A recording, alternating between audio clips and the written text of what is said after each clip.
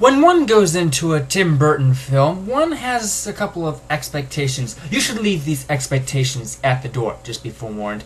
This is probably the most normal Tim Burton film you're ever going to find. I could be wrong, though. Feel free to correct me down there. But I'm not quite sure what attracted Mr. Burton to the novel itself, Big Fish, a novel of mythic proportions. But nonetheless, he made it in 2004, starring Ewan McGregor and Billy Crudup. And it follows Edward Bloom along his life, and played by none other than Ewan McGregor. If I didn't know any better, if I didn't know that Ewan McGregor was Scottish, I could have sworn he was Southern, because he puts on that good of an accent. But most of this film is about the relationship between Edward and William, his son, played by Billy Crudup, who plays William Bloom. Now, William grows up listening to his father tell these, no other word for it, all these tall tales, almost in the same vein as John Henry and Pecos Bill and Paul Bunyan. They just sound way too extraordinary to even be real.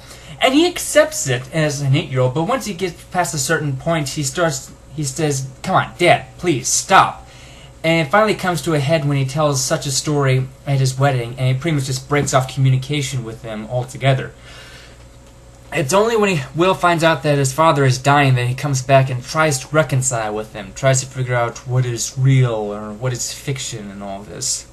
Now, I really couldn't relate to this film on that level, mostly because I never really had that much of a problem with my father or even grandfather telling it. Dad always told the stories straight and to the point, and they're interesting on their own. And Grandpa, he has recently started telling stories about his youth, but even growing up with him, he always regaled, interesting stories. If you ever seen Lincoln, how Lincoln always told interesting stories and tales, that's pretty much my grandfather in a nutshell growing up.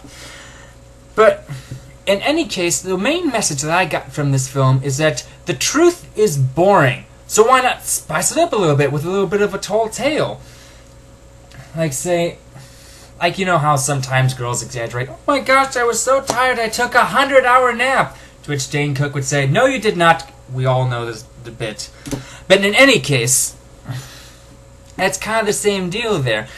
He kind of grew up taking it at face value, where he could have taken it a little bit with a grain of salt, but if anything, telling a tall tale like that with such extraordinary details, and it kind of brings out the same feelings that he was feeling while he was actually living out the moment. If anything, it just makes it a little bit more relatable, and makes it feel more real, even though it adds a little bit more fantasy to it.